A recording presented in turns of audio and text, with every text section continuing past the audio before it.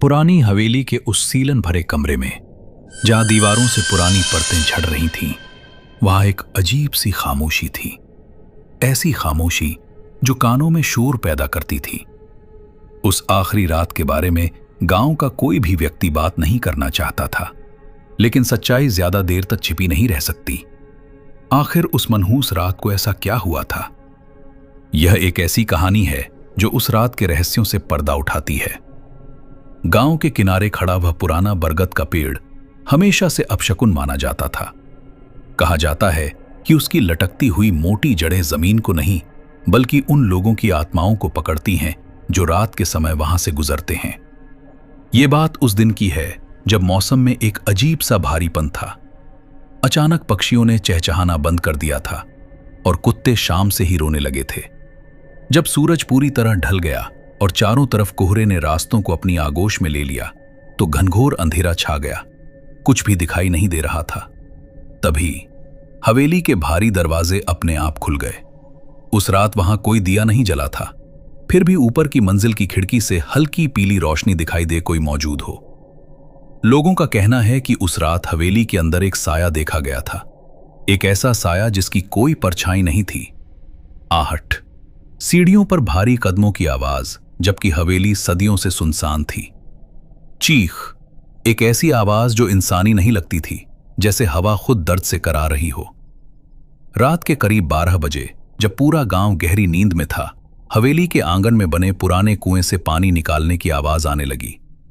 जो व्यक्ति उस रात वहां से गुजरा, उसने देखा एक आकृति पुराने कपड़ों में लिपटी हुई खड़ी थी। उसका चेहरा कोहरे में छिपा था, लेकिन उसकी आंखें जलते हुए कोयले की तरह चमक रही थीं। उस रात की सबसे बड़ी दहशत यह नहीं थी कि वहां कोई था, बल्कि यह थी कि जो भी वहां गया वह कभी वापस नहीं लौटा। कहा जाता है कि उस रात सदियों पुराना एक श्राप पूरा हुआ था। हवेली की दीवारों पर खून से लिखे निशान उभर आए थे। हर निशान एक पुरानी गलती की गवाही दे रहा था। सुबह होने पर हवेली फिर से शांत और खामोश थी, लेकिन लोगों ने देखा हवेली के बाहर खड़ा वह भूतहा पेड़ अब पहले से ज्यादा घना हो गया था और उसकी एक नई शाखा सीधी हवेली की ओर इशारा कर रही थी। उस साए की असलियत इतनी पुरानी है कि गांव के बुजुर्ग भी उसका नाम लेने से कांपते हैं। कहते हैं वह कोई भटकती आत्मा नहीं, बल्कि उसी हवेली का बदकिस्मत मालिक था, ठाकुर दिग्विजय सिंह।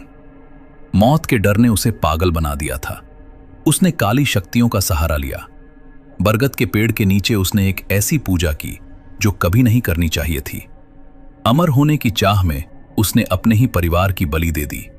लेकिन कुदरत का नियम अटल है, जो मौत से भागता है, मौत उसी को अपना घर बना लेती है। ठाकुर मरा तो नहीं, पर जिंदा भी नहीं रहा। वह बन गया एक छाया पुरुष। उस आखिरी रात हवेली की सीढ़ियों पर बनी 13वीं सीढ़ी के पास एक पुराना संदूक खुला मिला। उसमें सोना चांदी नहीं, बल्कि एक पुराना आईना रखा था। कहते हैं उस आईने में देखने वाला अपनी शक्ल नहीं, बल्कि अपनी मौत देखता है। वह साया हर उस इंसान को पुकारता है जो हवेली के पास आता है, ताकि उसकी आत्मा खींचकर अपनी उम्र बढ़ा सके। कहते हैं उस रात जब पीली रोशनी चमकी थी, ठाकुर का साया हवेली की छत पर खड़ा होकर जोर जोर से हंस रहा था। उसके हाथ में एक पुरानी कड़ी थी, जिसमें उन सभी लोगों के नाम जुड़े थे जिन्होंने कभी उस हवेली में कदम रखा था। जो दिखता है वो होता नहीं, और जो होता है वह दिखाई नहीं देता।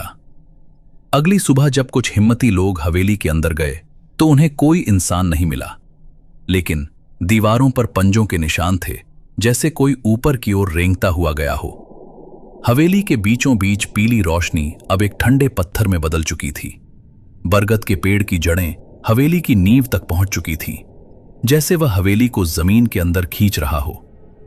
आज भी जब अमावस्या की रात होती है, हवेली की 13वीं सीढ़ी से रोने की आवाज आती है। लोग कहते हैं ठाकुर अब भी उस आईने में कैद है और इंतजार कर रहा है किसी ऐसे इंसान का जो उस आईने को तोड़े और उसे आजाद कर दे, या फिर उसकी जगह ले ले।